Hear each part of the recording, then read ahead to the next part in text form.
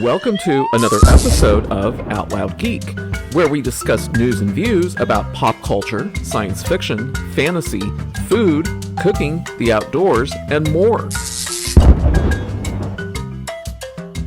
It's time for another depressing dose of dismal Disney. Well, isn't this just a pity?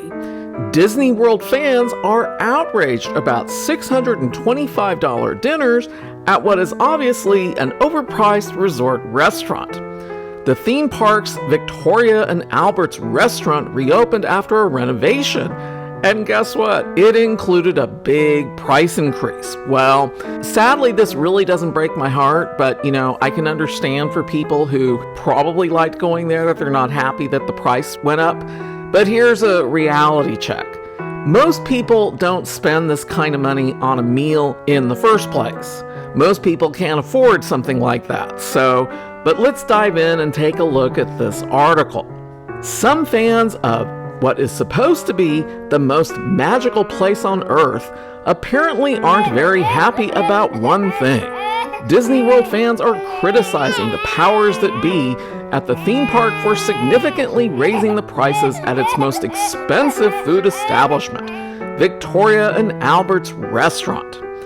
The restaurant is located in Disney's Grand Floridian Resort and Spa, a part of Disney where Victorian elegance meets modern sophistication, according to the theme park. Well, doesn't that just sound delightful? While options at the resort are plentiful, with 10 restaurants to choose from based on movies such as Mary Poppins Returns and Beauty and the Beast, Victoria and Albert's is the belle of the ball, so to speak. Well, that's not really enticing me to ever want to go there, to be honest. Victoria and Albert's closed for a time due to the coup and underwent a renovation, which changed the decor from wood tones to a much brighter environment and new murals and fixtures. Oh, how delightful. The restaurant officially reopened on July 28th with the updated look, a new and ever-changing menu, and with that, a higher price point. And, like I said, this isn't really going to gain a lot of sympathy from me, because anyone who can afford to spend hundreds of dollars on a meal to begin with, why are they complaining? They can already afford it. At the restaurant, which boasts a house harpist, who really needs a harpist at a restaurant? But apparently this has to be really uber classy. A non-alcoholic cocktail to imbibe as soon as you're seated, and luxurious interior design. The restaurant offers 3 distinct prix-fixe menu options. The standard menu begins at $295 per person, with optional wine pairings starting at $150 or non-alcoholic pairings which start at $110. So if you want something to drink, you got to spend $110 at this restaurant, and it's not even alcoholic. This is up from $185 per person at the time of closure and $250 with wine pairings, a difference of $195 for the cheapest option, according to the Disney food blog. Yep, that's definitely a big increase, but guess what, folks?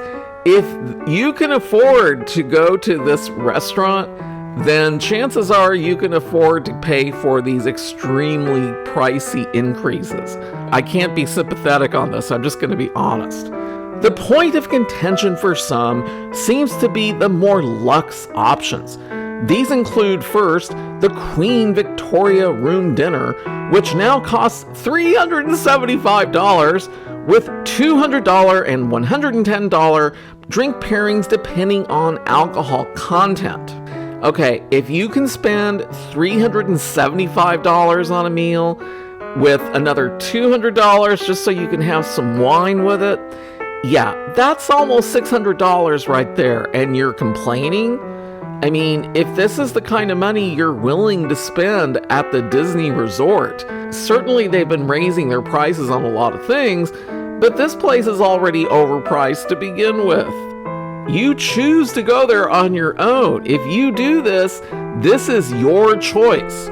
The Chef's Table tasting menu, which used to cost $350 per person before the coup, This is now the most expensive option, now costing $425 per person, with wine costing $200 for a highest cost total of $625. Well, there it is, folks.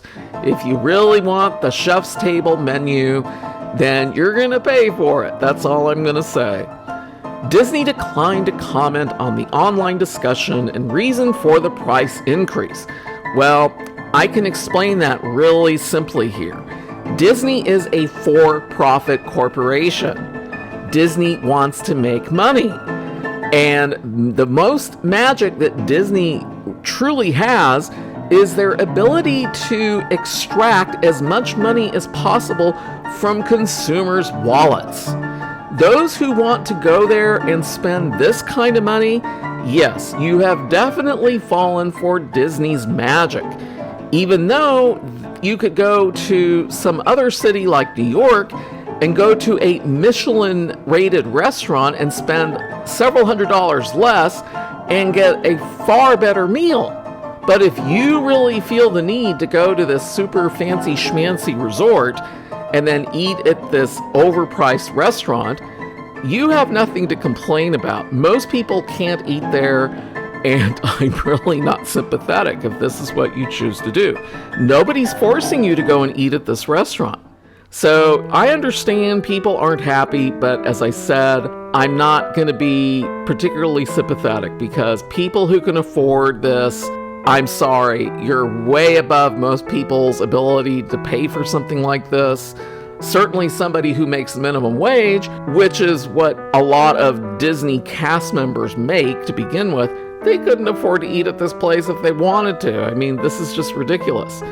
This is just another price increase from Disney. Disney loves to raise prices, and they have raised prices significantly over the last few decades at a rate that is always significantly higher than the rate of inflation, in spite of the overall inflation rate being kind of high right now. But Disney has always learned how to extract as much money as possible from people's wallets.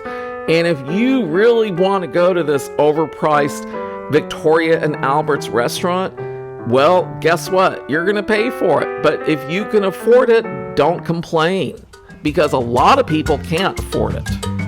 Thanks for watching today, and a huge thanks to everyone who has subscribed to our channel.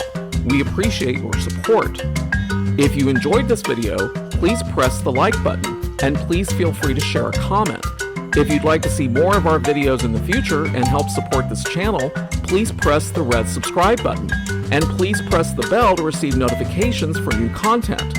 You can also find us on Facebook and Twitter by clicking on the links in the description. Until next time, this is Out Loud Geek.